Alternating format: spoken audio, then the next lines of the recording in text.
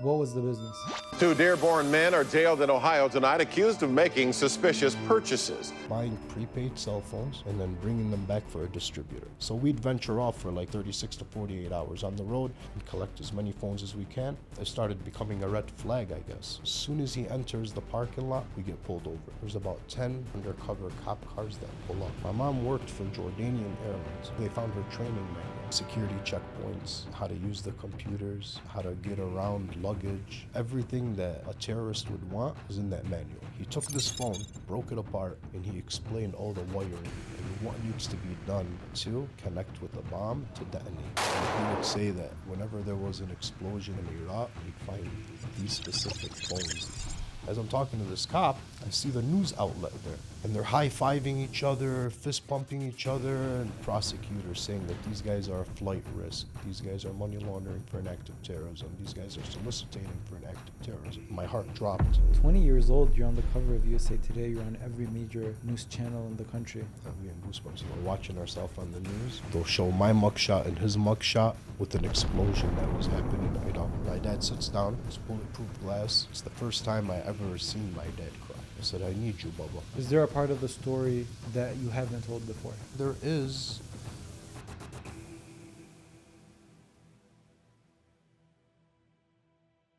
Propaganda and how we are viewed as Arabs, Middle Eastern Muslims, it has been a conversation that keeps on happening. At any point, at any given moment, we are not surprised anymore when we see lies being told about us in the media in general. Now, with Ali was the person that was on TV, that was framed for something that he didn't do, that was called a terrorist, and that was put into jail for a week. And at the very young age of like 20, 21 years old, he had to go through an experience that really shook him up forever. So in this episode, we're going to discuss the story of what happened to him, how did it happen, and what were the results of that monumental incident back in 2006. You might be new to the channel, or you might be a not from here regular. Regardless, you're taking time out of your day to give this podcast a listen, and I want to thank you from the bottom of my heart because it means the world to me. Subscribe if you haven't yet, and like this video if you find value in it. And with that being said, let's get the show started. Welcome aboard Middle East Airlines. والمتوجهة إلى طيران الشرق الأوسط يرحب مدينة القدس العربية. Ali, how are you, brother? Alhamdulillah, how are you? Alhamdulillah, I'm good. Welcome to Not From Here. Ali, the way we start this off is self-introduction. Self-introduction on your part in a form of self-reflection. So the best physical way to self-reflect is to look in the mirror. So when you do that, who do you see? Who do I see when I look in the mirror? Outside of the cliche of being a father and a son and a husband, I see somebody that's, when I look in the mirror, I see patience and I see a perseverance. Because I'm a firm believer that life itself is all about patience. Through the goods and the bad, it's all about patience. So when I look at myself in the mirror, to answer your question, I see somebody who's striving and surviving to become a better person through patience. And somebody who's about to go to war with what life has to offer. And the only way to do that is through patience. Okay. I like how like very strongly you feel about patience, and I feel like throughout this conversation we're about to figure out why patience is a big deal in your life. I want you to talk to me kind of about, you had a major incident happen to you, okay? Back in 2006. And we'll get to that. I want you to kind of explain to me how life was growing up as a child, especially before 9/11 happened, because I feel like that's a very big changing point in how media in general looked at us as Arab, as Muslims. So can you kind of describe to me your upbringing and your childhood prior to like 9/11? So growing up, America was typical. Being around Dearborn felt like being around anywhere else in the country. Dearborn was very diverse when I was a kid. Back in the early 90s, you had a smaller population of Arab Americans, especially Lebanese, living in East Dearborn, but you also had a mixture of Italians, African Americans, whites, gypsies. We grew up in a neighborhood. Really, East Dearborn in general was very, very diverse. And we played sports, rode our bikes through the neighborhoods, met up at Argyle Park, always played football, soccer, basketball with the neighborhood. And whereas now, when you drive through the neighborhoods, it's not as diverse as it was when I was growing up. But attending William Ford in elementary school felt normal. Middle school felt great. And then high school is when 9/11 happened. Do you remember what happened on 9/11? I remember everything that happened that day. Walk me through that day. I was a sophomore in high school. It was actually, I'm not sure if it was a half a day or they made it into a half a day because of the incident.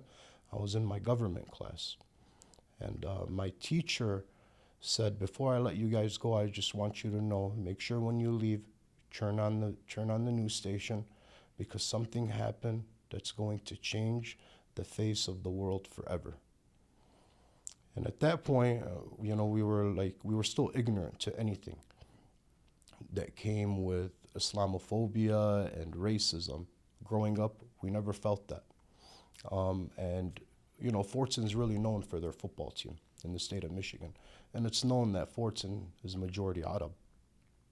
And you were on the football team. And I was on the football team. So I remember them releasing us, and then my buddies and I all jam-packed inside of a car, and we just started driving around. And back then, you didn't really have cell phones. The internet still wasn't that big of a thing back then for like information.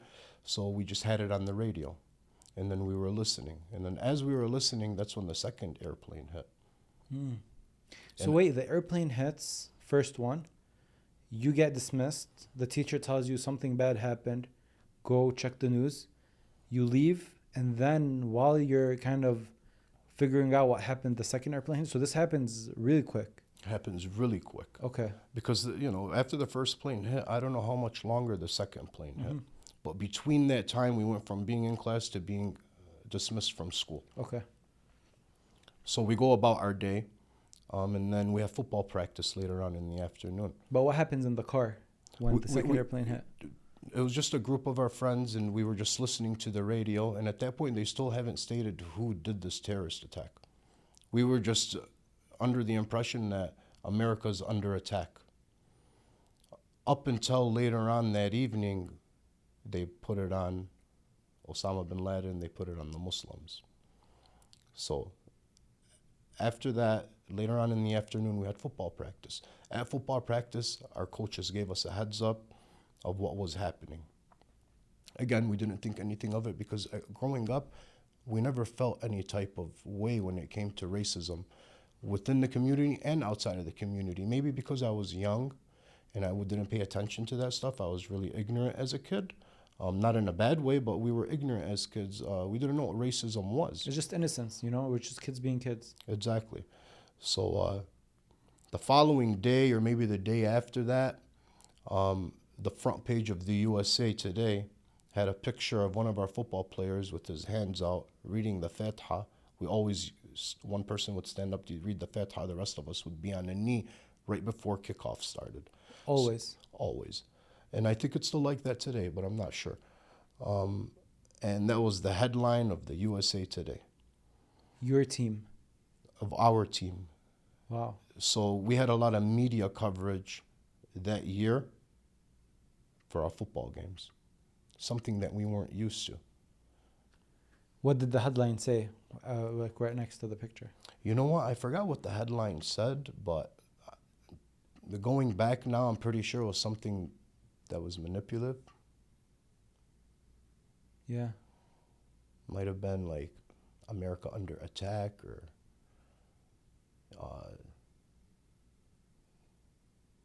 I'm not sure 100% what the title of that one was. How does it feel when you see like, oh, you're just boys playing football, now there's so many eyes on your specific team?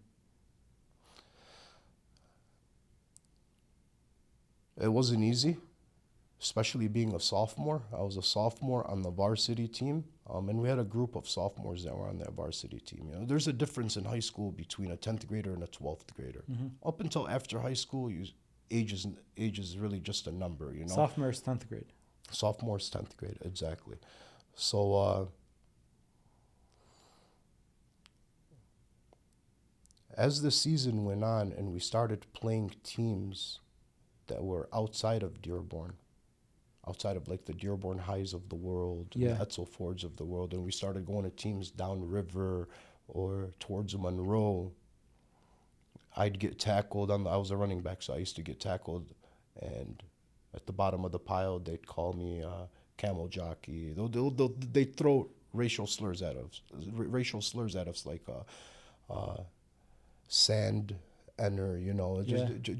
I'm like, so I'd go tell the ref what would be going on, and the referee would just blow it off, and we'd continue, you know. But outside of that, I never felt anything.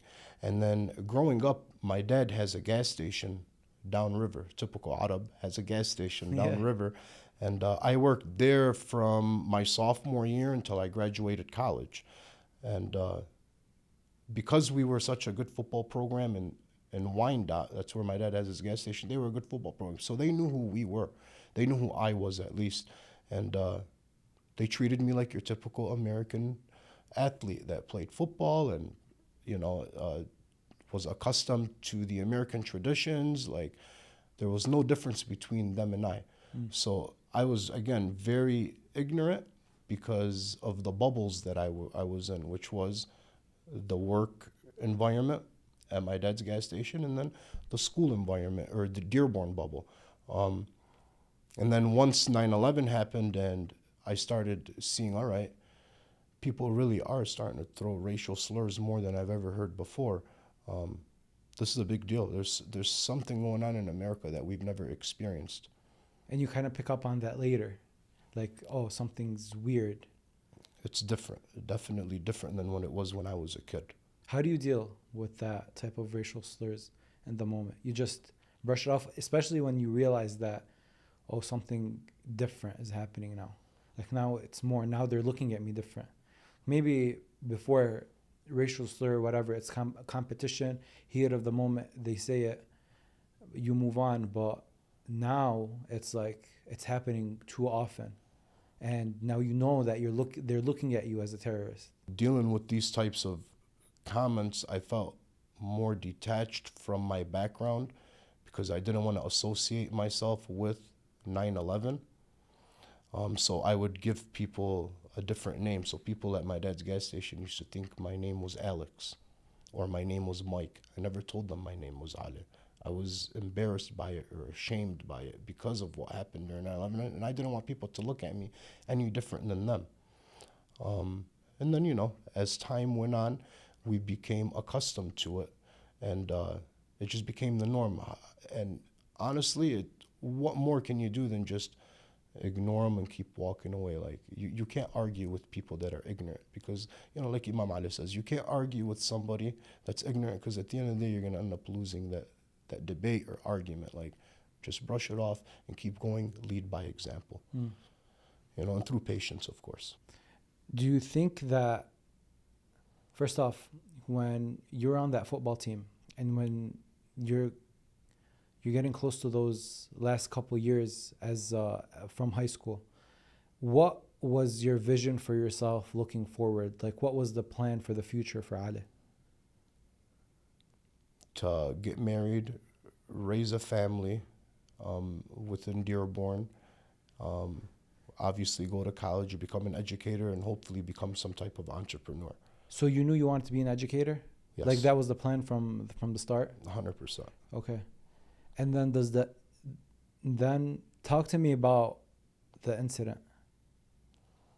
In 2006? Yes. Like, okay, so while we were going to college, well, after graduating high school, you know, you enter college. My first year of college, I'm still new to the whole university campus and meeting new people. You're becoming more of an adult. You're learning different things from people. You're becoming more open-minded. Now you're outside of this bubble that always kept you sheltered and comfortable. Although Wayne State is pretty diverse as well. I don't know if you've ever been to Wayne State, Yeah. but it's a very diverse campus. And then a local opportunity came up. A couple of my friends had been doing it for a couple of years, and they were making some decent money. So I went and asked them, hey, can I join in on this? It was during a time where money wasn't enough for a college student to be able to pay for tuition and, eating, just doing your typical, Daily things. daily things, exactly. What was the business? It was basically buying prepaid cell phones and then bringing them back for a distributor. That's all our job was. I used to get in my car and I would drive to every local Walmart, Family Dollar, Radio Shack, Sam Goody, and there was a list of like 20 phones. We'd enter these stores. We try to talk the managers into allowing us to buy everything that they had in inventory, and most of them would give you everything in inventory. Be good to go, and you would make an X amount of dollars per phone. A list of 20 phones, you might make $10 on this phone, $5 on that phone. So we'd venture off for like 48 hours, 36 to 48 hours on the road, sleep at a hotel, and then bounce around from store to store and collect as many phones as we can. And then we'd come back home. We'd take these phones, give them to the distributor, and he'd pay us for it. Why would you get them from other states? Because it was either cheaper or because there was a limited amount in Michigan, in the state of Michigan, because there was hundreds of people doing what we were doing. Okay. So we would go out of state and try to go to more rural areas that not a lot of people would drive to, and you'd go into these Walmarts and they'd be stocked up with hundreds of phones, and they'd give them to us. Okay. And then as time went on, it started becoming a red flag, I guess, where if you see anybody that's buying cell phones, there's only a limit of 3 per person. How many were you buying from like an average Walmart? During the limit, it was only 3. Before that, it depends. You might be able to walk in and find 5, or if you seen a whole stack of phones, you'd go talk to the manager and he might give you 100 phones. Oh, okay. Like You that. know? Yeah, so you'd walk out of a store, you're literally walking into a store, you're purchasing something, and you're leaving, and you're up $300, $400, $500 in a matter of 30 minutes, So any kid that hears something like absolutely, I'm going to jump on this and try to make as much money as I could while I'm going to school. Okay.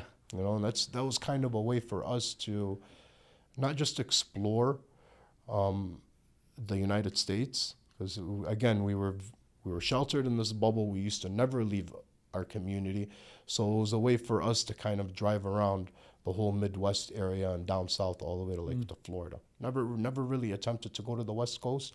The furthest we went on the West Coast, like west, was like to Missouri. Okay. And so red flag, more than 3, that's all you get. Mm-hmm. And so were you aware of the red flag?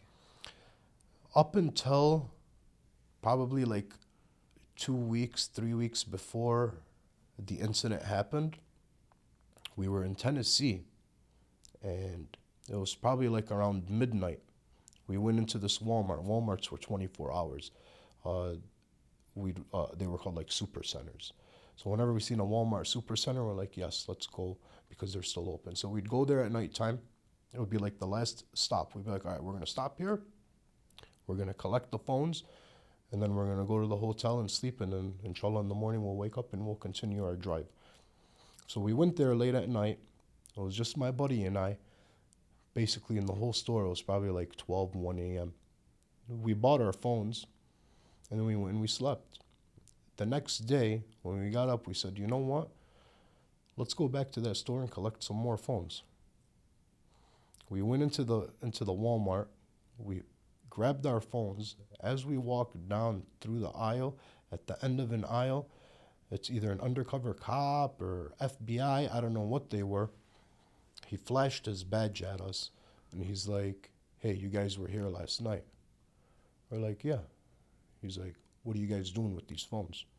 We told him, oh, nothing. We're just buying them and for our father's construction company. Okay. We used to always use that excuse because it worked. It was like our way of being able to talk to the manager. Because if you go into a place, you tell them, hey, I'm just buying a bulk of cell phones so I can flip them for a profit, they're not going to give them to you. So, and it wasn't just us, like myself and my buddy. It was a group of people from our community that used that same exact tactic. Like, hey, my father has a construction company, has about 100 employees. We're just trying to buy as many prepaid cell phones as we can. And they'd give it to us. The only issue where the red flag began, for them at least, is these were track phones. Some of them were Samsung or like Shorties, Nokias, and track phones. What drew a red flag for them was, we're producing all these phones, but it's not matching up with the minutes that they have to purchase for these phones. Because what you do is you buy the prepaid phone, And then you have to buy and then you minutes, purchase so- a card. You scratch it off, you input the number, and it gives you 100 minutes, for example. So it wasn't adding up. Like, hundreds of thousands of phones are going, but there's barely any phone cards that are going. So that's where they drew. That's what really drew the red flag for them. Okay. But for us, we didn't think anything of it. And we purchased he lets us go. We said, okay, just wanted to know what you guys were doing with them. Have a great day. Grabbed our phones, and we hit the road. So that's the only time we started feeling like, okay, there's something that's off, but maybe it's just because we're Arab in this community and they're not used to seeing people like us. So he just wanted to ask us questions. Let's take a little break from the conversation and let me tell you about this right here. This is Whoop. Whoop is a fitness wearable that is helping me go about my life. It shows me my strain, my recovery, and my sleep. Now, if you think about what are the most important parts of your physical health, sleep is one part of it where we really undermine and we don't take care of. Another is activity and how hard you're working out. And the third part is your recovery, how well you're rested each and every day. How well are you prepared to take on the following day? Whoop is built around these three metrics. It tells you what to do to get better sleep, what activities to do to wake up recovered the following day, and how much you should push your body every single day. This has been a life changer for me, and I think it will be the same for you too. Because you're a listener of the Not From Here podcast, Whoop has this offer to give you. Visit join.whoop.com/notfromhere and you can get the first 30 days for free. If you feel like it didn't change your life the way it did mine, it's as simple as just shipping it back to them. And now, back to the episode. How does the arrest happen? Where does it happen? How does it happen? So in 2006, This is how many years after you started this business, basically? I ventured off on these types of phone trips probably like a year before before this incident. Okay. And outside of that one incident that I was telling you about with the cop or whoever he was asking us what we were doing with these phones, didn't feel anything about it. And then in 2006, around this time, 18 years ago, give or take, it was during the 33-day war in Lebanon. My buddy had just escaped that 33-day war. And he had come here. And the week prior, him and I went on a trip and it was very successful. So we said, yalla, we're going to do this again in the coming week. So the following week, we set up everything, our MapQuest, our routes that we were going to take, what phones we were going to buy. And probably at like 5 a.m., I picked them up and we hit the road. And we told ourselves we're not going to stop until we get to our first location, which would be in South Carolina. We went the opposite. Usually what we would do is go down south, hit up all the stores down south, go up a different freeway going north back to Michigan and hit it up. We said, no, this time around we're going to start at South Carolina. So we're 5 hours into our drive, and we're on I-77, which is the eastern part of South Carolina, eastern part of Ohio, Okay. south of Akron, Ohio. And It's the last exit before you enter Virginia. I get off on this exit, and I wake up Os, my partner. And I tell him, hey, let's get out. We need to put gas. And you know what? When you get off freeways, the majority of the time, there's always like a Walmart. There's always plazas. There might be a Home Depot or a Lowe's with a Walmart or a Radio Shack. So we exited to put gas. I said, you know what? Let's go stop at these stores real quick, make a couple of bucks, and that'll cover our expenses for the day. Gas, hotel, food. So Os and I go into the Walmart, and there's a limit. So what we used to do in order to get away and get more phones from a store, we'd walk in, we'd take 3 phones, we'd put them in a cart, and go hide them somewhere in the aisle.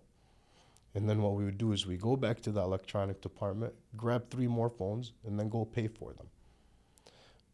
And then once we paid for them, we'd go put them in the car and come back in, might put a hat on or sunglasses on, and then walk to an aisle, the aisle that we had the phones are in a cart, and now we check them out at the front of the store instead of checking them out at the electronics department. Okay.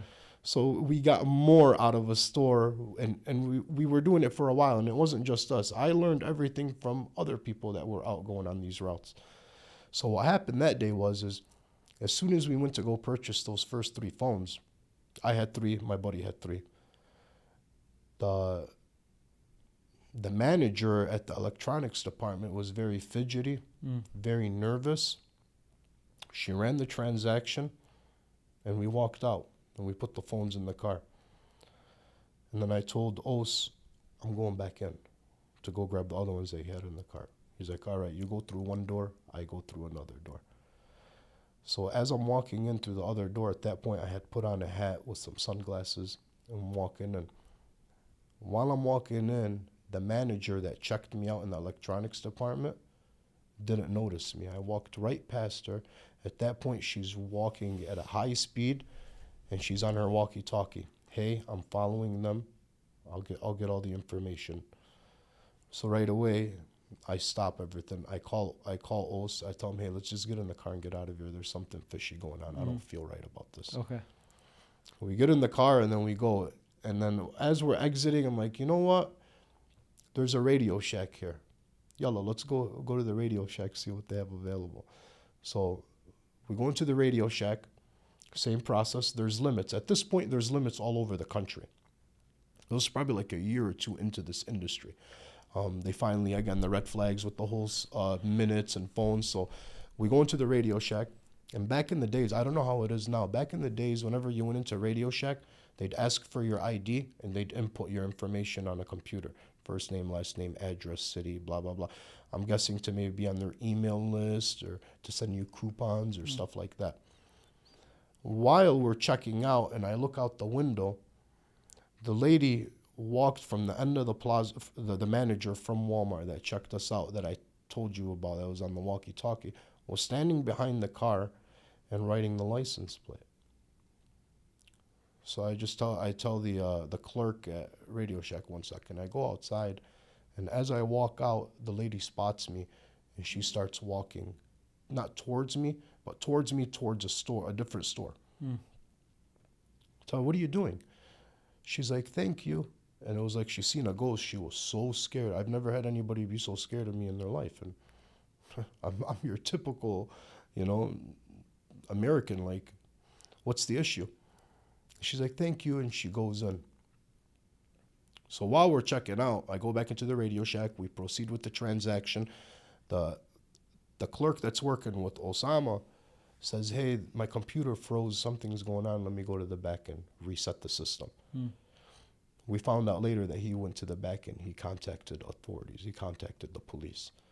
He came back out. He ran our transaction. We were good to go. And then we got in my car. We said, I think it's time to get out of here.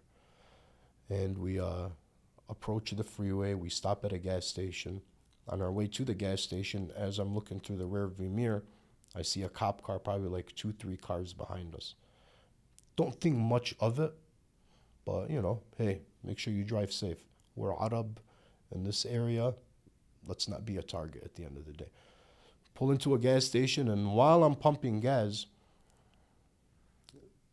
the cop that was following us was trying to disguise themselves, and they were hiding behind a bank right across the street from the gas station. So Os was driving. We pumped our gas, gave him a heads up. We both knew that the cops were there, so we were going to drive safely, make sure. Don't give them any opportunity or any reason to pull you over. He gets into the car, and because we're greedy, there's a Dollar General right across the street. We say, you know what, let's go to this Dollar General real quick. We're not doing anything wrong. Let's just go to this Dollar General. As soon as we pull out of the gas station and he turns on his turning signal, we did everything to the T. He turned on his turning signal. As soon as he enters the parking lot, we get pulled over just by one cop. He approaches the car and starts asking us, what are you guys doing with these phones? As soon as you see that he pulled you over, do you feel like, okay, something's fishy going on? Or it's like, because you did everything perfectly. Like all your suspicions, you were aware that there was a cop there. So you already suspected that they might want to pull you over just for the heck of it. Yes. Right? So as soon as he pulls you over, do you think like, okay, my suspicions were right and they're really just trying to mess with us right now? Yes. Okay. Yeah. We felt 100%. I mean, we've got prior history to America as a whole, and driving while black is real. Like, I felt like, bro, we're Arab in this community. They might just want to pull us over for any reason. So let's just make sure we're driving safe. But you didn't think it was because of the phones? Not at all. Okay. So we get pulled over. He's like, how you doing, officer? Why'd you pull us over? Oh, you guys didn't use your turning signal. Oh, really? We did use our turning signal. Well, no, I've got it on camera. You guys didn't have your turning signal. Okay, cool. License, registration. What are you guys doing here? What are these phones for? Mind you, this was our first stop, so we only had 9 or 12 phones in the car. Mind you, if you would have pulled us over on the way back home, you might have found us with 900 phones in the car. But at that point, that right there, you maybe would be suspicious. But 12 phones, not suspicious at all. He's like, what do you guys do with these phones? Unfortunately, we told him the same thing we tell the Walmart managers. We told them we buy these phones for our father's construction company. He has about 100 employees, and we're just trying to collect as many phones as we can for him because it's harder to find where we live out of Michigan. He's like, oh, okay. Any drugs, anything in the car that I need to know about? No, officer. Okay. He leaves like a typical cop does, takes your license. I'm like, yalla, we're just going to get a quick impeding traffic or something, and we'll hit the road. We'll go back into the Dollar General, and then we'll hit the road. So we seen a dog. They brought their own canine unit, and the dog walked around the car once, walked around the car twice. By the third lap, the dog made a sound, and then that gave him a reason to make us step, to be able to take us out of the vehicle and search the car. While they're searching the car, right when that happens, there's about 10, 15 undercover cop cars that pull up. At that point, me and Os are like, all right, there's something bigger than just getting pulled over for a turning signal. So we're conversing with the cop who pulled us over originally. He played football like at Bowling Green. So, your typical American conversations about football and, sports. And while this is happening, I'm paying attention to the scene. They're literally unscrewing my mom's doors, trying to find something on us. And the only thing they found was probably between $8,000 and $9,000 in cash. And we already knew that you're allowed to travel with this much money. Anything under $10,000, you're allowed to drive with it. We didn't use credit cards or anything to make purchases back in those days. And we were young. We didn't have any credit cards that had those types of limits. Yeah. So while I'm watching and observing, as I'm talking to this cop, I see the news outlet there. And I tell the cop, why is the news here? He's like, oh, it's nothing. And what they did is they took these phones that they had in the car, they displayed them really nice on the grass, and there's an anchor talking, and there's a man holding his camera. Again, at that point, I'm like, okay, maybe that's just the way they do things in this city. Nothing about it. But we started to get nervous. Like at that point, I feel like you have to stay confident because you're really not doing anything wrong, and you don't want to give them a reason or like show them like you're scared or terrified, because now they're really going to go hard on you. And at the same time, out of nowhere, you have 15 cop cars that are just surrounding you and in a very it's not your it's not home, you know, it's not your area. So are you thinking about that, like I have to like remain confident, but like what the hell's happening here, or like do you cave into the pressure? So me, if you know me on a personal level, I hold my ground. And I stick to my stories, and I communicate with the cops as if everything's fine. Because at that point, everything was fine. I wasn't lying about anything. But then Osama comes up to me. He's like, hey, I'm just going to go tell them what we really do with these phones. I told him, you know what, it's a good idea. Just tell them we're buying them and flipping them for a profit so we can pay for our college tuition. So he goes and he tells them that. At that point, I don't know if that was a mistake that we made or not, because it's very possible if we didn't give them a reason, they could have probably just let us go because they had nothing on us. But that gave them a reason to take us in. Osama went and told them, and it became obstruction of justice. And I'm still ignorant to the fact that, okay, we did that lying to the police can put you in jail. I did not know that. I didn't know obstruction of justice was even a thing, because I've never had any incidents with the police in my life before this. So they don't tell us anything once we tell them the truth. And then an hour goes by and it starts to clear out. And then next thing you know, I see a tow truck. I'm like, are you guys taking this was my mom's vehicle at the time. And they're high-fiving each other, fist pumping each other. In front of you? Yeah, in front of us, the detectives and the cops. And again, still, I'm very, very confused. Like, why are these guys so excited? I tell them, are you guys taking this car? It's my mom's.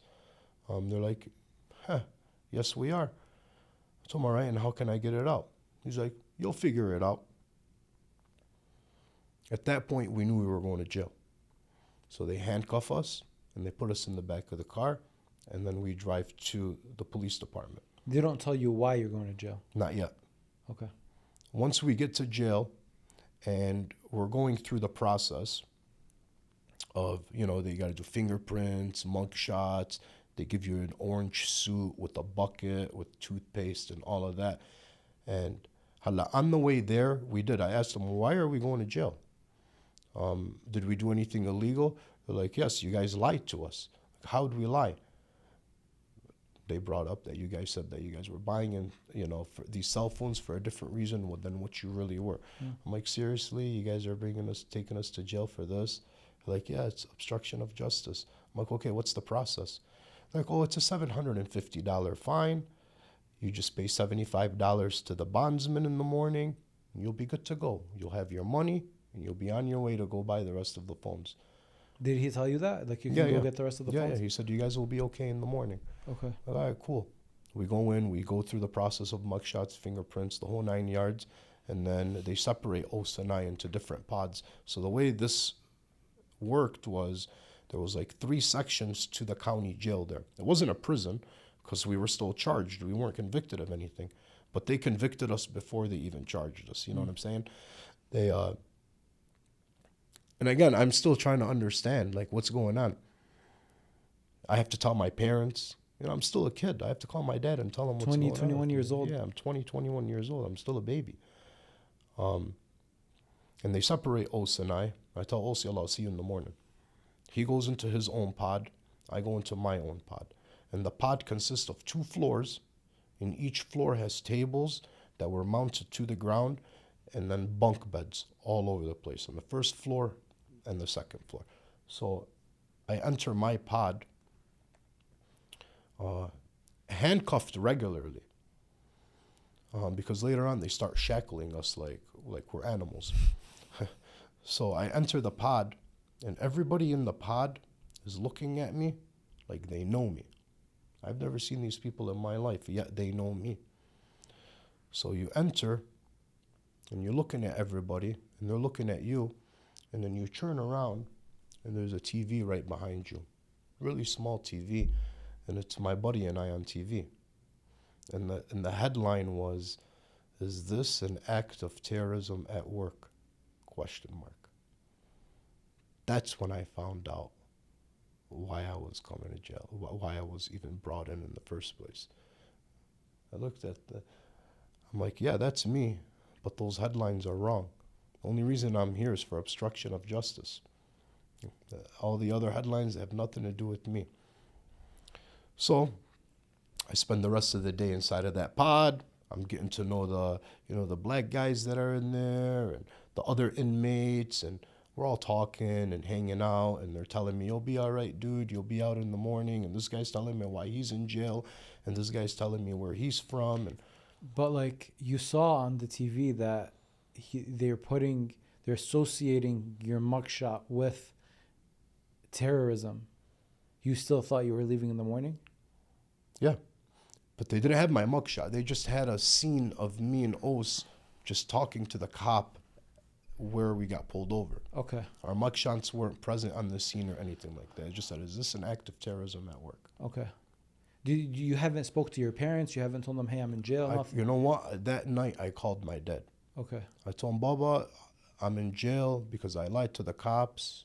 But I'll call you in the morning when I get out." He said it's only a $75 fine, and I'll be back here for the court dates when the court dates appear. He's like, "Yeah, okay, انتبه, be careful. Let me know what happens." Okay. And my dad was never a fan of me going on these trips. Okay. My mom supported me because, it's her son. I'm a mama's boy. So, my mom said, "No, معلش يا خليه يروح. Let him go. It's fine." My dad's like, right when I started this stuff, he's like, "I don't like this idea." So, long story short, I go to sleep. I wake up. Well, the first day I was there before, after 5-6 hours in, you're starting to see these guys. They're bald with tattoos, walking back and forth, trying to intimidate me. So anyway, I was scared. I started talking to the other guys, and just hanging out with them and ignoring them. Nobody really threw any racial slurs at me or any of that stuff, because I fit in just with these guys. I'm talking about sports. I've got the same accent as you, the same things that if you grew up doing in elementary school, middle school, high school, I did the same thing. So You're a football player. I blended in. Yeah. Exactly. I blended in. So I go to sleep. I wake up in the morning. Yalla, it's time to get out of here. Houssaiky, please come to the front. So a prison guard, or the guard, comes and brings me down. Tells me, "Bring your bucket with you." The bucket consists of like a blanket, a pillow, toothbrush, toothpaste, soap. Take care of yourself. And then a paper. The paper that they gave me, which was the charges, which was obstruction of justice. He told me, "Give me that piece of paper." He took it. He literally ripped it up in front of me, crumbled it up, and threw it away. I had a sense of relief, like, okay, maybe they're going to let me go. And then he's like, here, take these 2 pieces of paper. At that point, I read them, but I just I browsed through them. I skimmed through it real quick, and I'm like, one of them said soliciting for an act of terrorism, and another one said money laundering for an act of terrorism. Mind you, back in those days, I didn't know what soliciting meant. I didn't know what money laundering meant. I was new to the world of taxes and, so money laundering, I didn't know what that was. Soliciting, I did, but it was like, me soliciting, I'm just buying phones, dude. So at that point, they didn't just keep me handcuffed. At that point, they shackled me. So they put a chain around my waist. They handcuffed my hands to my waist. And then they had then they shackled our feet, and then a chain from my waist and arms to my feet. Literally, it's high security. So I'm walking, it's a video court. And when I'm walking to the video court, Os is leaving the video court. Osama tells me, "Plead the fifth, just ask for a lawyer." I'm like, okay. I go in. It's like a little computer screen, and the prosecutor's on there. And the prosecutor's saying that these guys are a flight risk. These guys are money laundering for an act of terrorism. These guys are soliciting for an act of terrorism. These guys are sending cell phones overseas to detonate bombs. At that point, my heart dropped. Like, what's going on here? And I start crying, and I keep my head down. I'm not crying loud, but like I'm tearing up. So you're not visibly crying, like you're not like No. I hardcore just crying. got in my head. I'm trying to comprehend everything that's going on. And then they dismiss us. And now I'm walking out of this video court. And the same guy that was there the day before for the news station videotaping, he followed me with the camera. And he said, "What do you have to say to the people?" Really loud, like stuff that I've seen in movies. Like, "Hey, what do you have to say to the people?" And I'm shackled. I turn around, I tell him I'm innocent. I told him, "You guys are just being racist."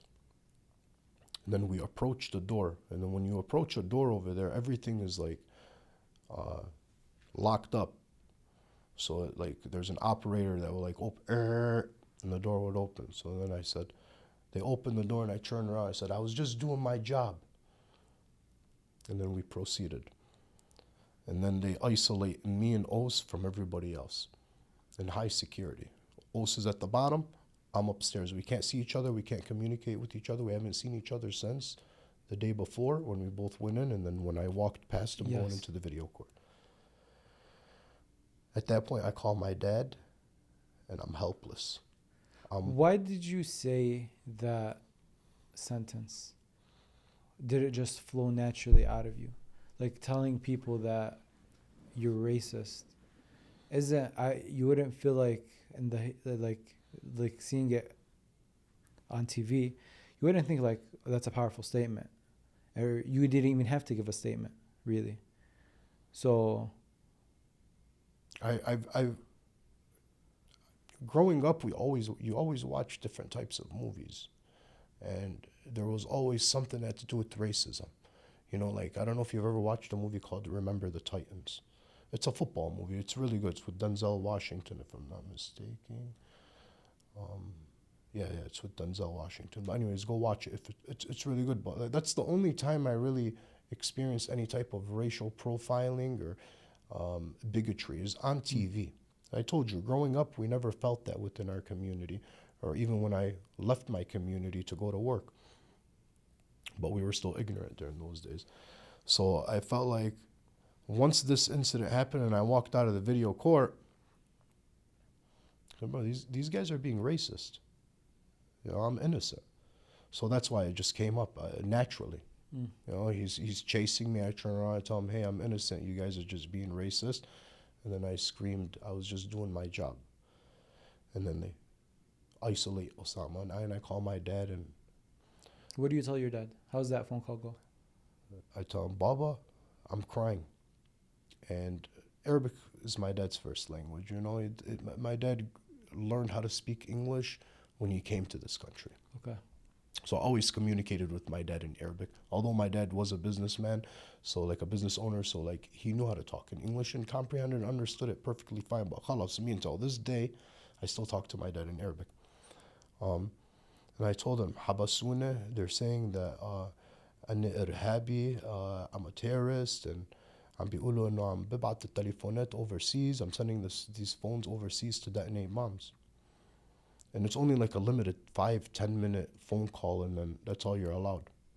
And I'm crying. He's like, "Don't worry about it. We'll figure it out." Just like that, he's calm, collected. Exactly.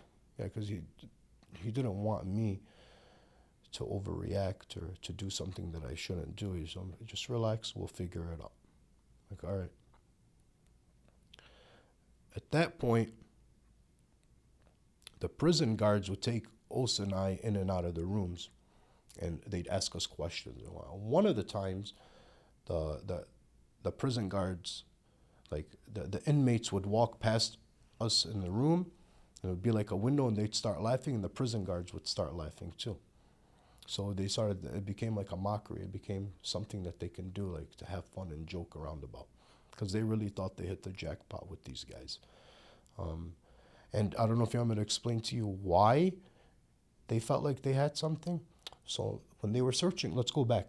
When they were searching my mom's car, outside of finding the money, which was no reason for them to even do anything. Again, we were under the legal limit. My mom worked at the airport. My mom worked for Jordanian Airlines. She would work like Tuesdays and Thursdays, 2 days a week, for people that are traveling to and from Lebanon or to and from the Middle East, and she was good at translating. And then she would also check people's luggages, and you've been to the airport. She was one of those. And then while they were searching the car, they found her training manual. I swear to you, the training manual was under the seat and had footprints on it. So it was supposed to be tossed out. At that point, my mom was still working at the airport, but not as much.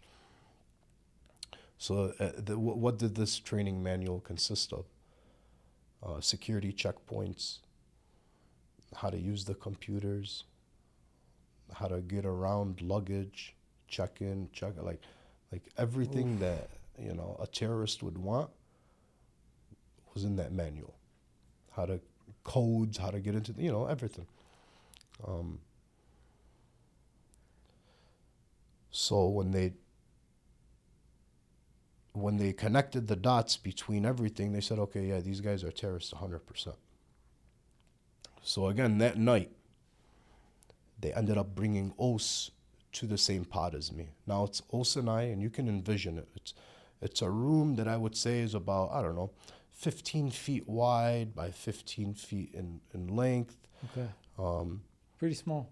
Yeah, and then there was a cell, one cell, another cell, and in the middle there was a shower, right? So I'd be in my cell, there's a shower, Os would be in his cell. And then we had our own little lobby that would probably be about the size of this, with a TV in the corner, and then the rest of it was all glass with about 10, 15 cameras aiming right at you. Again, they isolated us from everybody, yet everybody could see us. Every time they walked past us, all the inmates, all the prison guards, they could see us. At that point, do you think that you're going to stay in jail for a long time? Like, how are you looking towards the situation? Are you being more positive than negative, or more negative than positive? I was being more positive and optimistic the first day, right? And then the second day... Because they told you it's an obstruction of justice. Exactly. You just lied to the cops or whatever. Exactly. The second day when they gave us these charges, I'm like, all right, this is a big deal. Let me call my dad. My dad made me feel a little better about the situation. I'm like, okay, they'll take care of it. I got faith in them. And then when they brought me and Os together that evening, and then the local news came on, they went back to my scene where I said, I'm innocent. You guys are just being racist. And they completely edited that part out. And the only thing they put was my voice saying, I was just doing my job. And the headline was, what was that job? Question mark. At that point, Osama's brother, he's a lawyer now, but he was still in law school, if I'm not mistaken. So right away he told us, hey, stop talking to the news. That's when I woke up to propaganda, to the way the media manipulates things, and just in general, the way the system worked. That's when I started getting really worried. Like, all right, we might be in here for a while, bro. What's a while in your head? A few years. Okay. I'm like, I'm done. How does your brain process that overnight now you're in a situation where you feel like you might be in jail for a few years? Honestly, helpless. We're trapped inside of here, 5-6 hours away from our community. Our parents have no power in the situation. So I'll be honest with you, I felt helpless. 21 years old, that's the beginning of your life. No, completely felt helpless. I started telling, like, whenever I'd get conversations with my sister on the phone, I tell her, just continue with your wedding. My sister's wedding was like 2 weeks afterwards. So, hey, just continue with your wedding. Don't worry about applying for the fall semester at Wayne State. We'll figure it out once I get out. Hopefully we're not here that long, but it doesn't sound good at all. That day goes on, the next day happens. Now, the detectives are on television, And the local news over there destroyed us. Here, they destroyed us as well, like Channel 4, 7, CNN, Fox. Like, it was all over. I even told you, like, Al Jazeera, my family in Lebanon found out about what was going on with us through Al Jazeera. They heard my name on television. They called my dad and they asked him, and he told them what was happening. As time went on, the media started manipulating things even more. They would take the cell phone, especially this detective, especially. He claims that he was part of the army in Iraq, in Iraq. He took this phone, he broke it apart, and he explained all the wiring and what needs to be done on the phones in order to connect with the bomb to detonate. I'm shocked, and so is Os. And he would say that whenever there was an explosion in Iraq, he'd walk by and he'd find these specific phones laying around. Khalas. At that point, me and Os, we just started like, I'm getting goosebumps. He started like, we both started crying, and we're watching ourselves on the news, and it's just intensifying, getting worse. They'll show my mugshot and his mugshot with an explosion that was happening in Iraq. I called our parents that night, bawling, telling them we're not getting out, we're going to be in here for a while. Do you talk to God? Of course. Of course. What are some of the conversations you have with God in those moments? You just explained that your parents have no power in this situation. You have no power in this situation. It's being fabricated and you're manipulated. Like, the situation is a mess. Now, I know our background. We know that God is the controller of the situation. So what are the conversations that you have with him? To be honest with you, back in those days, although I prayed and I was close to God, I never used to have conversations with God. You know, felt like, okay, there's a certain way to be a Muslim. That's praying, fasting, you know, doing what you're supposed to do, what's ascribed for you as a Muslim. So of course, you know, I'd make my little du'ats while after I do my Fajr prayer, for example, or whatever. I'll tell God, please help me in this situation. That's it. I didn't really go into details, you know. As I got older, I've learned how to communicate with God. You know, at that young age, I'll be honest with you, I was really ignorant. I don't want to say I wasn't too close to God. I didn't know how to be close to God. You get what I'm saying? But I knew that my mom was really, really religious, so I felt like, you know, the mother's du'a's the greatest du'a anybody could ask for. Right. So I had faith in that every time I spoke to her. By day 2, day 3, or anyways, you can ask her. Yeah, no. So by like day 2, day 3, now our parents drove out to the county to appear in court. And I wasn't present in court. It was only video.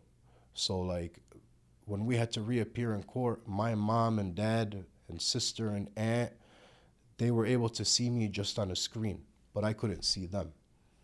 You know, and then the news stations took pictures of my mom crying, and they posted them online, and then finally we get to talk to our parents. Go back to our cell, they call us down, your family's here. So they shackle us. Like, come on, I'm going to see my parents. You guys are really going to make me appear in front of my parents like this? Tough. Very tough. My dad sits down. You know, my dad's the man. So he sits down. It's bulletproof glass with phones. So you're just like the movies. You're sitting and you're talking to him through the glass. And he's explaining to me how you doing, what's going on. You know, inshallah, everything is going to be okay. We're talking to this lawyer right now. We got a lawyer in Detroit that set us up with this lawyer over here. You guys will be okay. We're just going to figure things out. And then it's the first time I ever seen my dad cry. He puts I look at him, and while he's telling me this, I look up, because my dad's sitting and he's talking to me, and behind him was my mom, my sister, and my aunt. I said, I need you, Baba. You know, and I put my fist pump through the glass, like on the glass, and I look up. My mom, my sister, and my aunt's backs are turned, and they're crying, but they don't want to show me that they're crying, you know. And then I look down, and my dad's crying, you know, and I had to try to stay tough, you know, so I didn't cry. Although I'm you not cried gonna multiple times leading up to this point. Exactly. So I said, I'm not gonna cry this time. Gave him a fist bump. Told him, I trust you, Baba. Let's do this. At that point, the prison guard that's standing there just watching, if you would have seen him, I think he was crying too. He was shocked. It was like he's seen a ghost. He's like, man, these guys are innocent. He took me back up. How does it feel though, seeing your parents after, now it's multiple days you haven't seen them, you're in this state where like you're hopeless, you're helpless, you feel like overnight your whole life changed, and then you see familiar faces, you see like your parents' faces. Like how does that like first like sight of them feel? A sense of relief. Like, okay, somebody here that I know. It's not just me speaking to them over the phone or them telling me what's going on the outside. Because Osa and I on the inside, it's calm. It's only what we see on television. Otherwise, we kept ourselves occupied, playing cards, playing paper football, messing with each other, talking about sports, as if we were just hanging out. But the chaos was happening on the outside. My dad's talking to this my sister's talking to this news station, talking to that news station, lawyers here, lawyers there, leaders from our community were coming over to my father's house.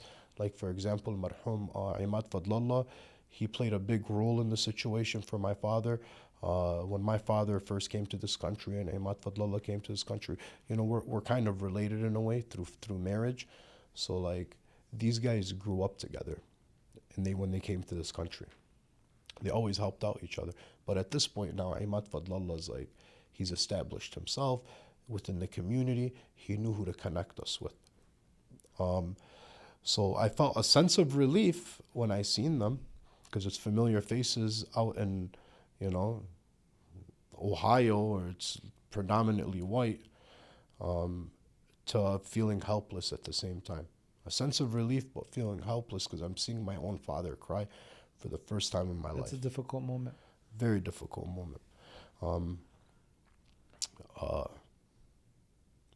So when the prison guard takes us back up, that's when I snap.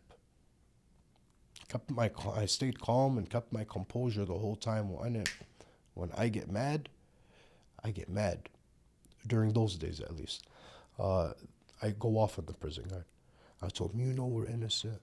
I told him, we're just as American as you, if not more American than you. I'm an all-state football player. He's an all-state basketball player. You know, we do fantasy football. I'm trying to plead to the guy, like, hey, bro, I'm just as American as you. Which I shouldn't have to. Yeah. But that's what I felt. So he literally didn't say a word. He took off the shackles. He took off the handcuffs. Like an hour, I told him, you know what? Get us some type of water. You guys haven't fed us or given us anything to drink in days. And they weren't. They were just giving us small plates of food, no water. We'd have to fill it up from the cell. Foggy water in a styrofoam cup. Like, it was disgusting. But you can handle it the first few days. I'm not eating. Once you get desperate, it's like anything, just give it to me. Wallah, this guy went and came back with a pitcher of ice and water, and he gave it to us. And then the following morning, he woke me up.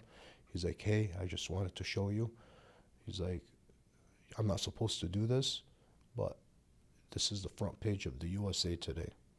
And he showed me the article about Osa and I on the front page of the USA Today. So the prison guards were also starting to wake up to this, like, okay, we've got the wrong guys here. Was it a negative, a cover? It was just talking about the incident. Okay. And then 20 years old, you're on the cover of USA Today. You're on every major news channel in the country. Like, that was never in the back of your head, like something like that, this might happen. Maybe for your football career, if it had gotten... Exactly, that's the thing. So growing up, being a football player, we were always on the news. We were always on the front of the Detroit Free Press, the Pressing Guide, the Detroit News, like local channels. Like Fortson football was a big deal back when I was in high school. And then to go from that to this, I finally woke up to propaganda and the way the media works. And I started flashing back to 9/11, because this was 5 years after 9/11. You know, and mind you, at the same time, everything that's happening, what? The war in Lebanon is happening. I've got family over there. So even when I'm watching the news in jail, I see what's happening in Lebanon. And that also kept me a little strong too. Like, hey, look what's happening to my people overseas. I got to man up and make sure I can handle this, you know. No matter what happens at the end of the day, just stay patient and you'll get through this. You know, and that was one thing my mom always stressed to me about growing up. If things aren't going your way, there's a reason behind it. Just stay patient and keep moving forward. You know, and that was my mindset during that time period. Yeah. When do things kind of... When do you start to see the light at the end of the tunnel? When they start questioning my mom. They subpoena my mom and they start questioning her to see if she really did work at the airport. And she showed them all the proof, her badge, that she does work at the airport. Like, okay, there's some type of relief there. Like, we're starting to prove to them that we have no affiliation with Al-Qaeda and Saddam Hussein and weapons of mass destruction, and you know, because we were in Iraq at the time. You know what gave me goosebumps listening to, reading about your story is the community here, because like you said, it's very calm on the inside, but outside it's very chaotic. And then I read that when they set your bail, the community raised $300,000. Yes. So yeah, that was another thing that blew my mind, is when I was in video court and she set our bond to $2 million. And you had to come up with the money in order for you to be released from jail. 10% of the money, was it? You had to put up 10%. So you had to come up with $200,000 cash for this guy, $200,000 cash for that guy. That's a lot of cash. A lot. Yes, the community, alhamdulillah, amazing community. Nothing beats Dearborn. Like, within hours, they were able to come up with this money. And That's insane. Look, where else can you go and you have this much support? Like that to me made it feel like, okay, like we look at each other as family, you know? And I'm going to put that money up if you're my brother. And in this community, you're really my brother, you know? 100%. And like in the back of our heads, we understand like injustice. We understand really well what it means to go through injustice, and just that proposition of raising that, which is a huge amount of money, within like the first day, is insane. And mind you, almost 20 years ago, there was no GoFundMe. Yeah, there was no internet. Exactly. Like that. Like, you know, like it would have to be word of mouth, or maybe at the Jamia during Friday, or something along those lines. Because I thought about that too. Like, how did they get that many people? Like, that's how you know how invested your community was in your story. Because everyone knew what was going on. Because it was the first of its kind too. Like, that doesn't usually happen within our community, you know. But ironically, when him and I were in jail, a group of 3 Palestinians up north in Cairo, Michigan, got accused of they were doing the same thing we were doing. And they're from Texas. They drove from Texas all the way to northern Michigan buying phones, right? But they pulled them over with like 1,500 phones in their van, right? So they tried to say that these guys were planning to detonate the Mackinac Bridge. Yeah. It was crazy. So like, that was happening while our ordeal was happening. Honestly, I think those guys got it worse than us. because they ended up in jail for like a month. But we had prominent lawyers that were working on this case for us. I'm not sure who they had representing them, but like my dad had a guy named Bill Swore in downtown Detroit who connected us with a couple of Jewish lawyers in Marietta, Ohio, who charged my dad an arm and a leg. But they got what they needed, and we were released. But yeah, that I always knew that we had a tight-knit community and we always looked out for one another. And the pros always outweighed the cons. The good always outweighed the bad in our community. At a young age, you didn't really understand it and see it. Now as, a father and whatnot, like I can see the good and the bad, But during those days, and that's one thing about our community, no matter what, if somebody's down and out, there's always a group of people to pick you back up and help you and support you. And no community in the world, not even Lebanon, will do what Dearborn does for its people when somebody's in need.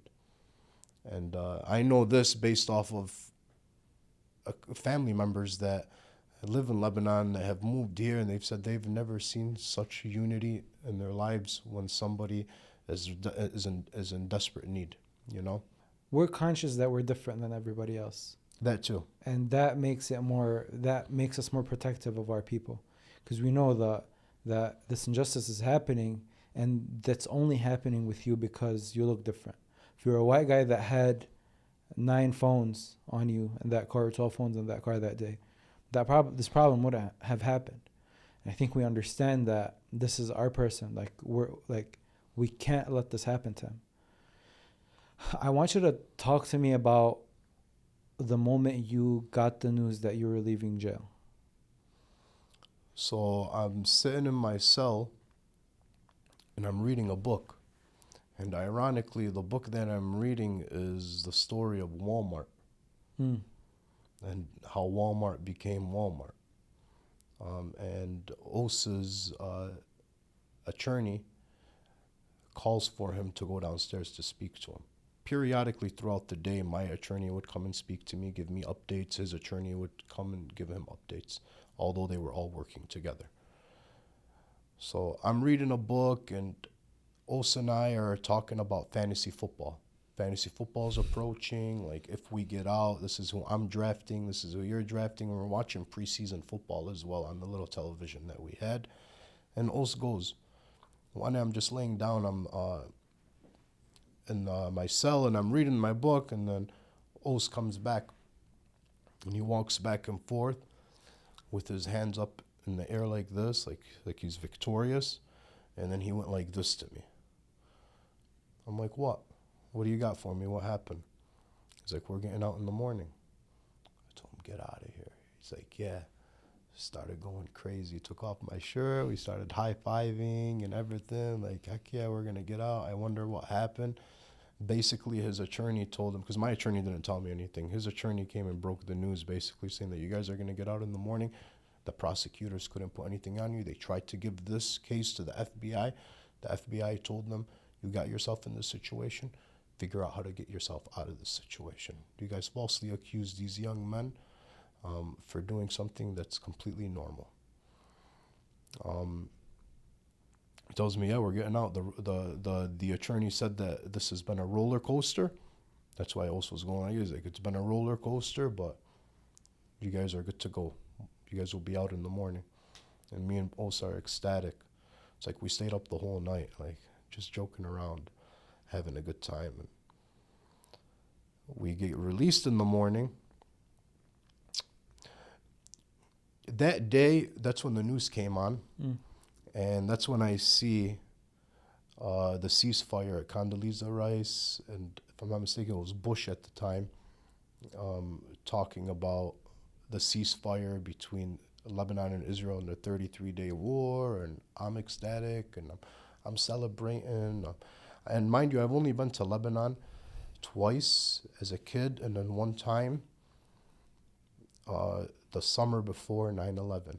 I was becoming a sophomore. It was the summer of 2001.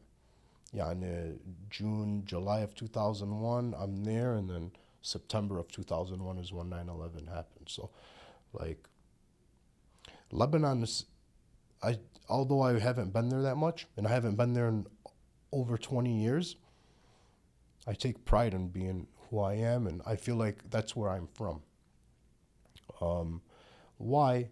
Because I know I'm going to take you back a little bit, because I didn't tell you like how I got here, right? We're not from here. Like, my parents came here in the 80s. My mom came here in the 70s.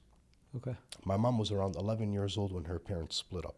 My grandfather came here, and my mother came with him. And then my grandfather came here and created a family. My grandmother stayed there and created a family. My mother came with my grandfather, and she attended like Salina school, went to Forts and whatever. And then as she got older, she went back to Lebanon. She met my dad, and then she brought him back here in the 80s. And then when I was about 6 years old, we're from Marja Ayun. We're from Dearborn. I'm about 5 years old, 6 years old, and I'm very good at, I have a really good memory with certain incidents that happened to me as a child. And this specifically, I still remember all details to the point where my parents are like, wow, you really do have a good memory. My middle brother, Muhammad, not my business partner, my middle brother, Muhammad, he was still a newborn. He was an infant. He was still in a bassinet. And we're hanging out, and then I remember as we would drive from like Beirut to Marja Ayun, there was always stops that you had to make and present to them your American passport. Checkpoints. Checkpoints that were ran by the Israelis, exactly. And I didn't know much about it. I just knew my dad used to get mad and annoyed about the situation. And we got to the village.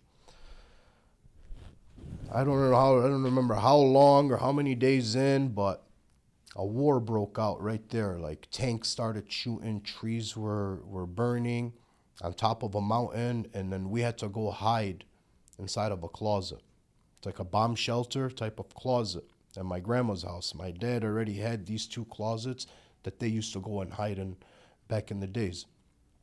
And what he did is we all jammed up in a closet, and then he said, Hamoudi, you know, my little brother Muhammad, he said, we're going to keep him in this closet by himself with the bassinet, because the bassinet took space. Yeah. And my mom went crazy on him.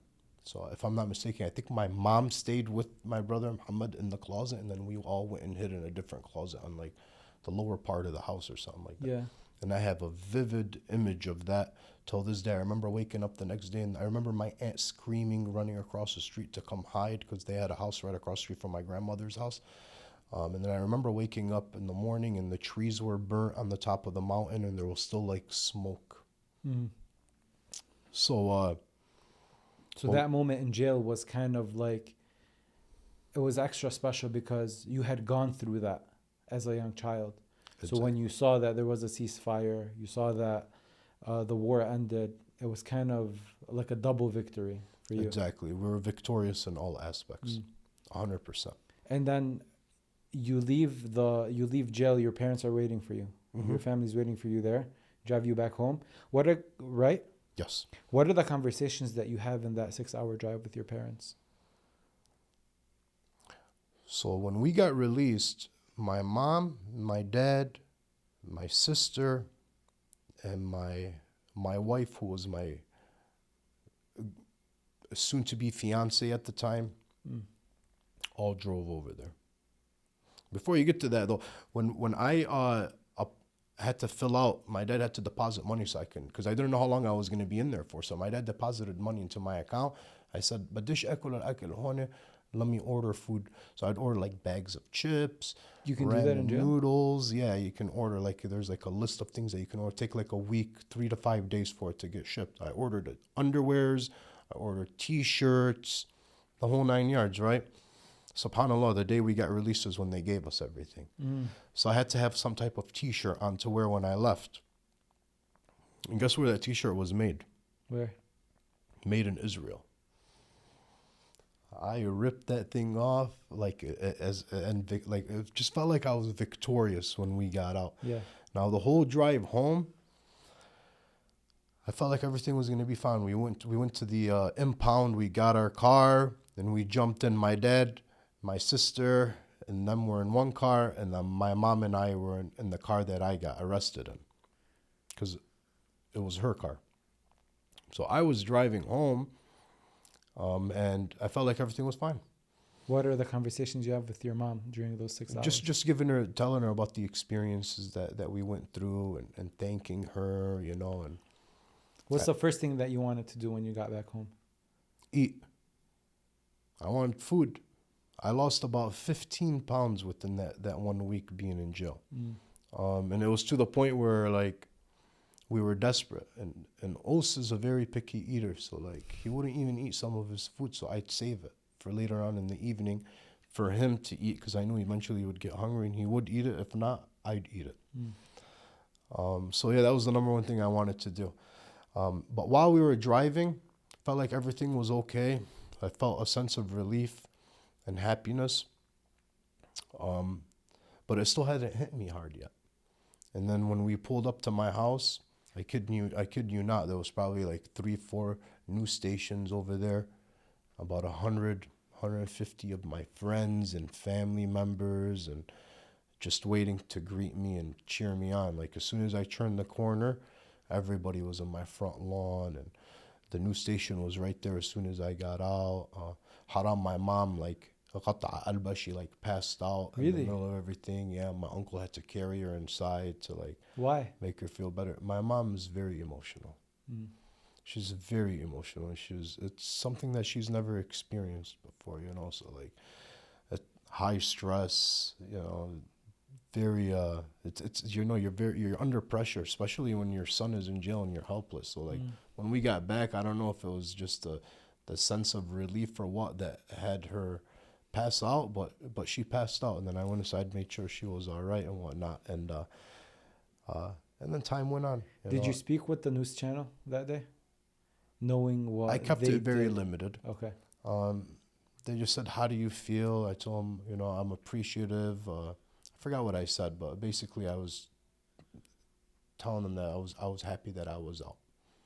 And then as time went on, the same news stations that kind of put me and Os in a bad light try to make up for it. Like Good Morning America, CNN, Fox, they all reach out to us to try to give us an interview or give us some type of, we had like a press conference that happened. Is there a part of the story that you haven't told before?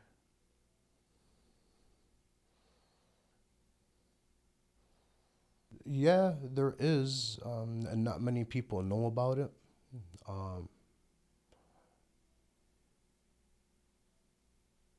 Again, I went through these dark stages in my life where I started regretting being who I was and where I came from. It built some type of hatred or not hatred. Animosity towards my background and where I came from. Like, why'd I have to feel like that? Everything that I've done in America is the American dream. Yet, I still felt like an outsider, and I wanted to fit in. And I knew in order for me to fit in,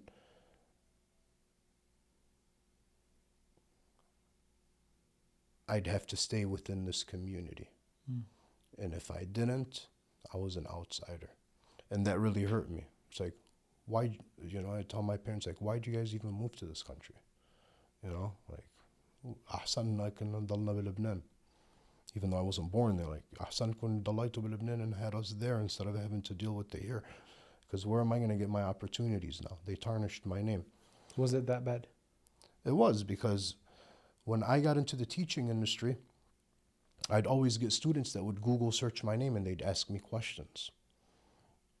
And then I told you how I was a history major, so anytime I was teaching lessons about history, it wouldn't sit right with me.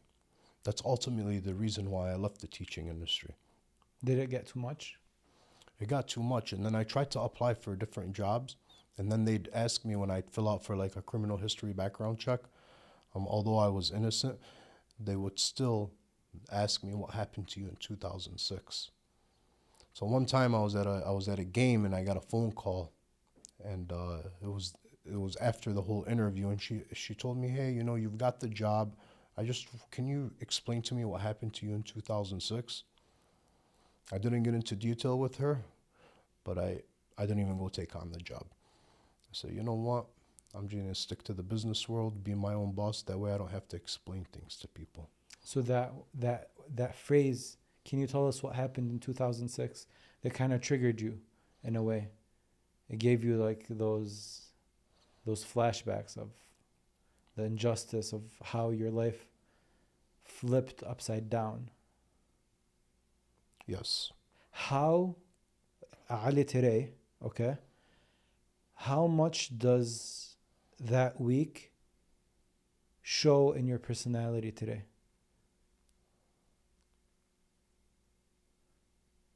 What parts of that story do you still carry with you?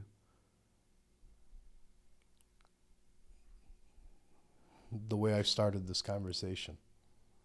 Patience and perseverance. Because during my dark days, as I got older, as I opened my business, there was something missing, and I didn't know what it was. At that point, I had gotten married. I was about 26 years old. It was about 5, 6, 7 years after the incident that I realized, like, hey,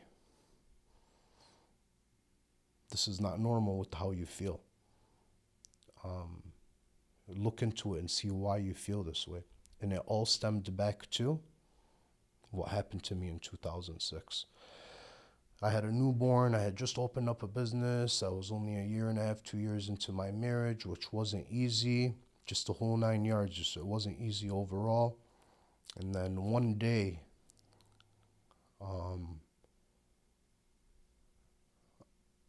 I went to a lecture. Back then, Wise Academy wasn't where it's at now. It used to be in a building on Telegraph and Ford Road area. Okay. And I went and I seen Haj Hassanin. He was giving a lecture, and it was Ashura.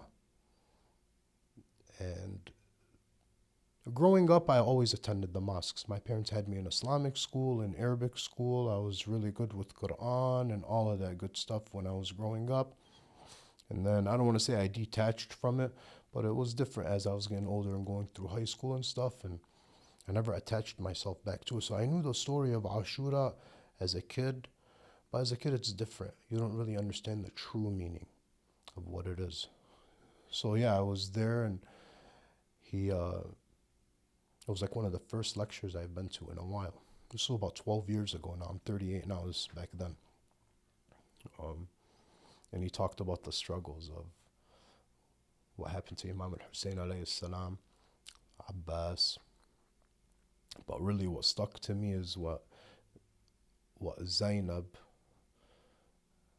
and Zain al-Abidin, how they had to, because at the end of the day, to me, it was like, okay, Imam al-Hussein achieved what he wanted to achieve. And so did everybody else that got martyred in the battlefield. It's about the people that were still present here. And what did they have to go? They had to endure a lot. And the only way they were going to be able to get through it is what? Through patience, right?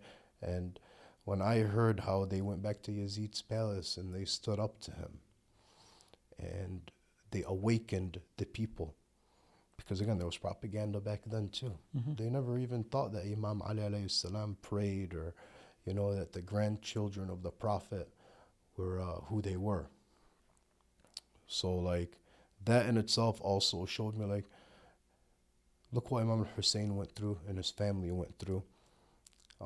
Look at the propaganda that they had to go through, and they're still going through it till this day. That was where my awakening happened.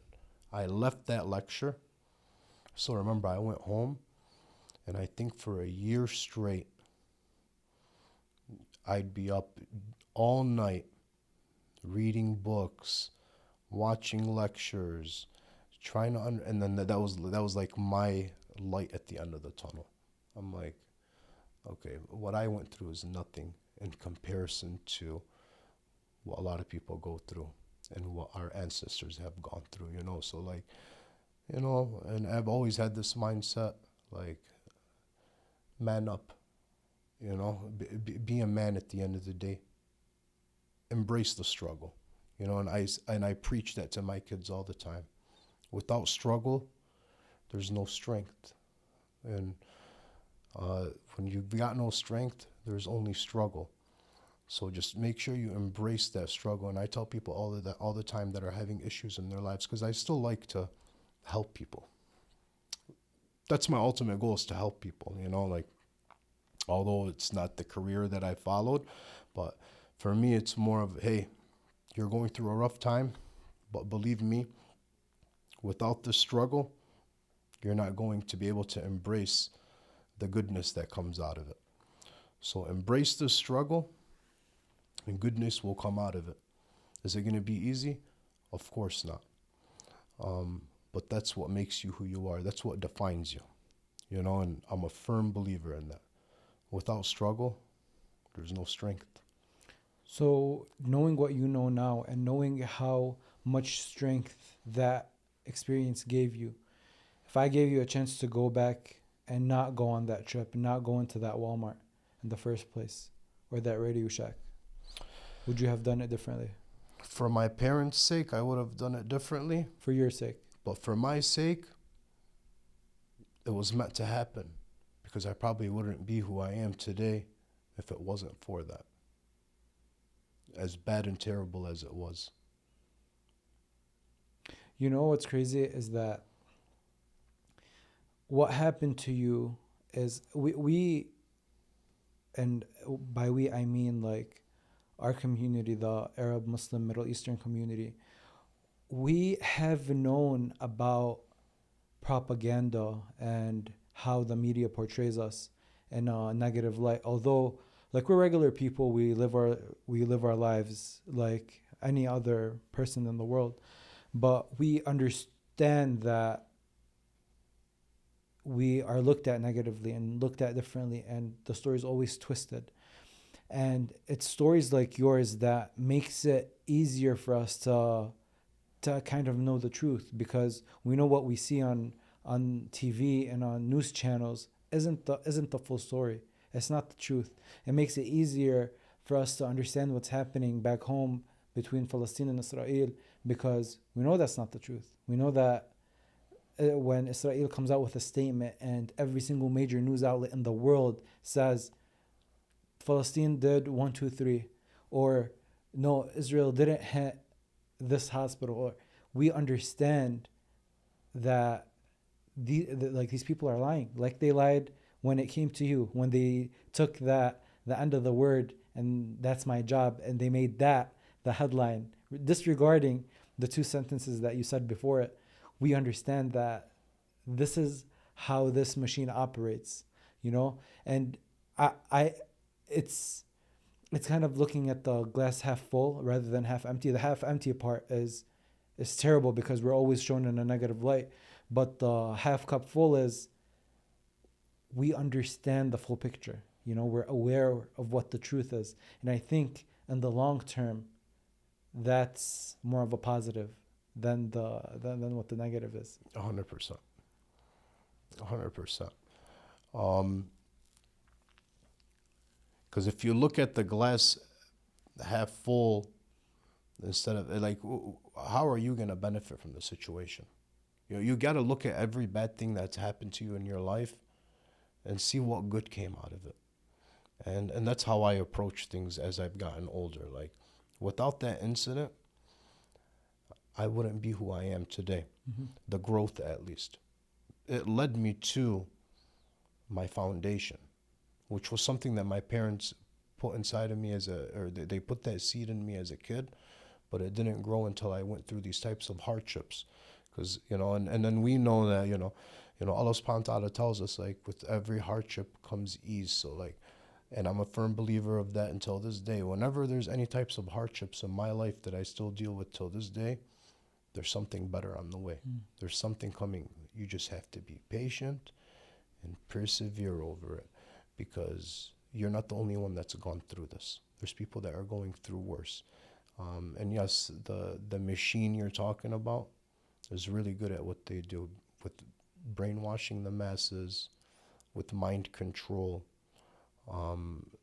manipulating, propaganda. All of this was irrelevant before 9/11 to us, at least living here. Living overseas, somebody like you probably understood it better than I did because you were living it, right?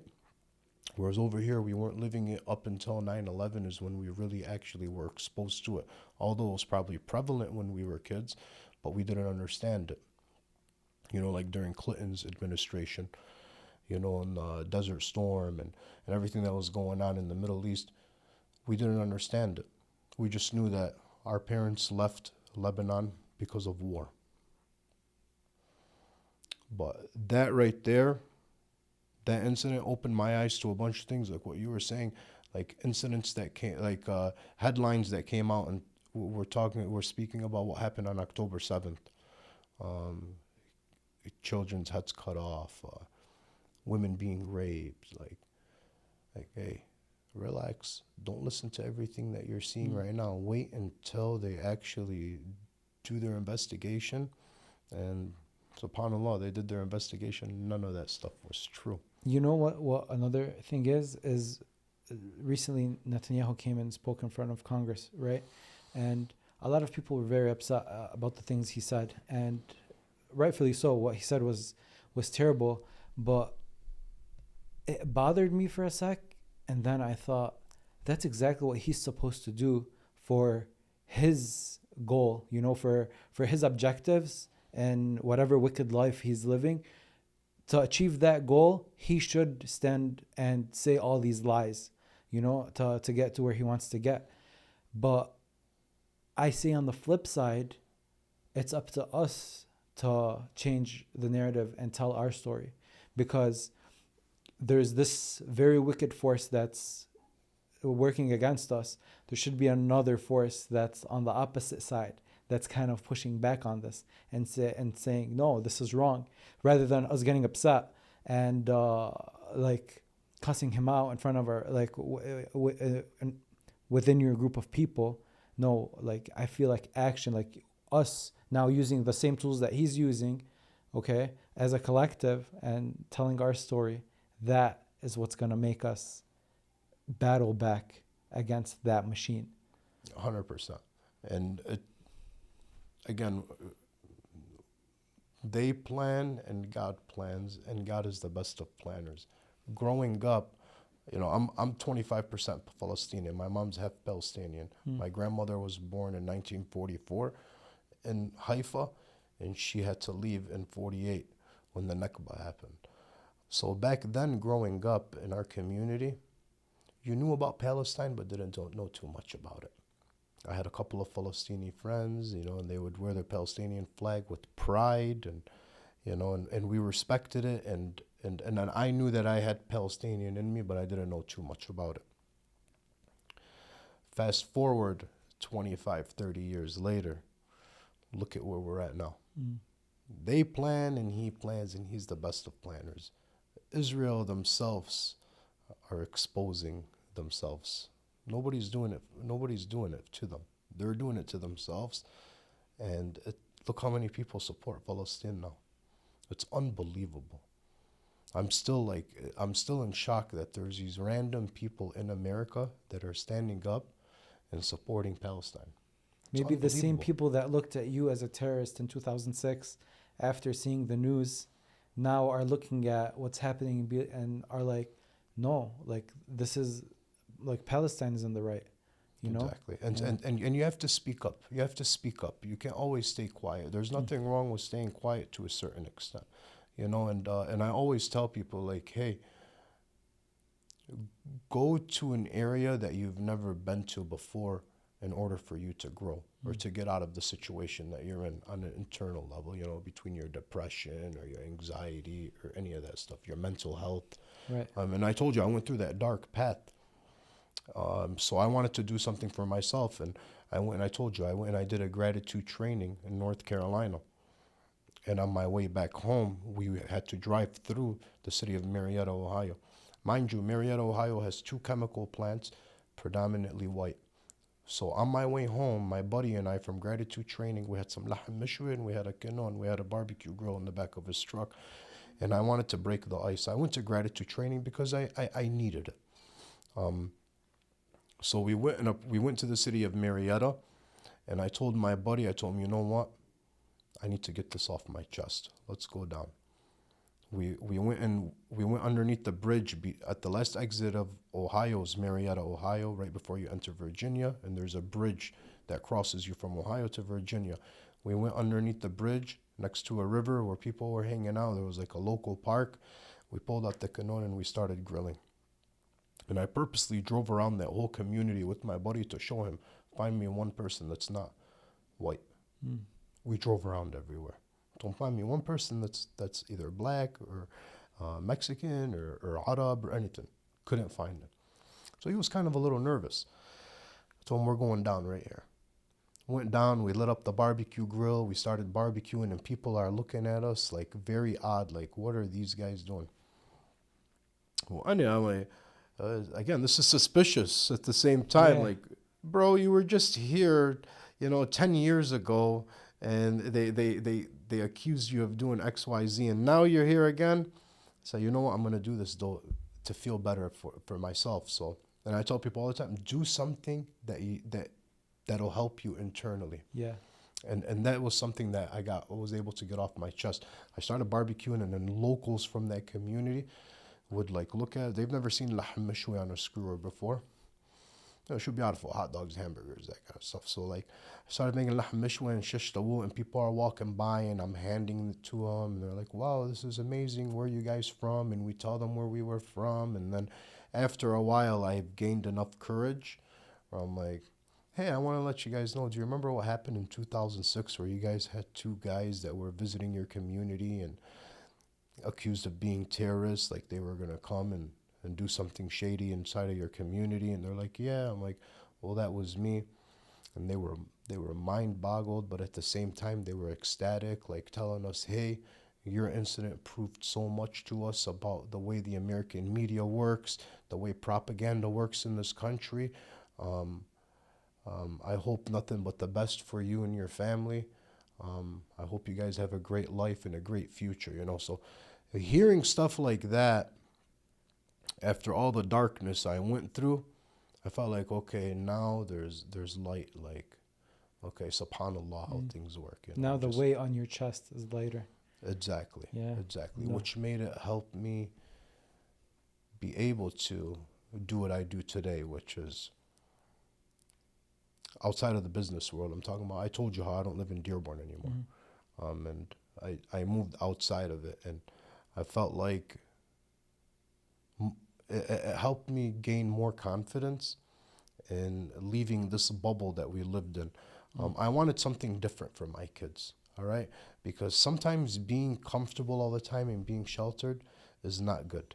And I know that based off of experience. And then on top of that, I feel like I have a bigger influence on my children because ultimately you raise your children in the house. I think I spoke to you about this as well before we started. That village doesn't exist like it used to when I was a kid.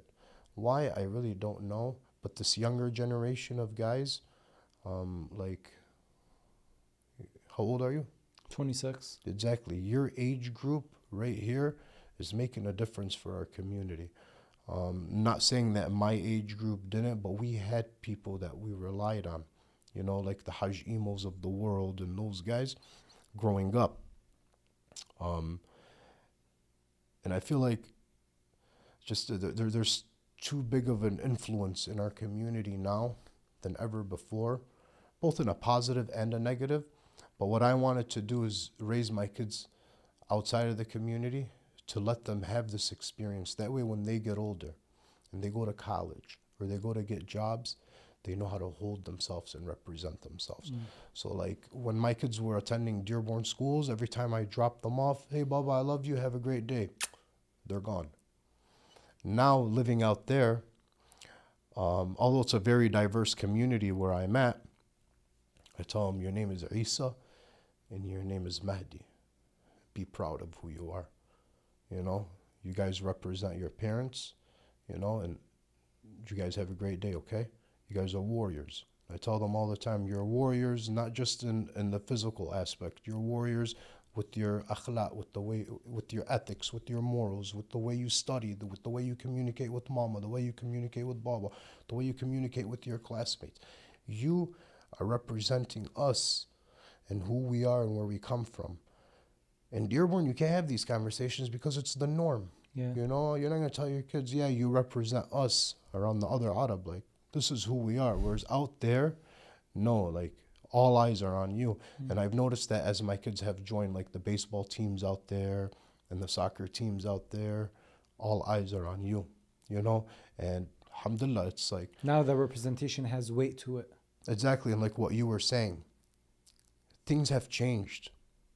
It's not as magnified as it used to be, you know? Sure, we still have a target on our backs, but there's more and more people that have woken up from this ignorance, and it's becoming slightly easier, although they're trying to make it hard on us again, because when this October 7th and this whole war with Israel and Hamas and the Gaza and the whole 9 yards, it sparked something inside of me again with this whole terrorist stuff that happened to me.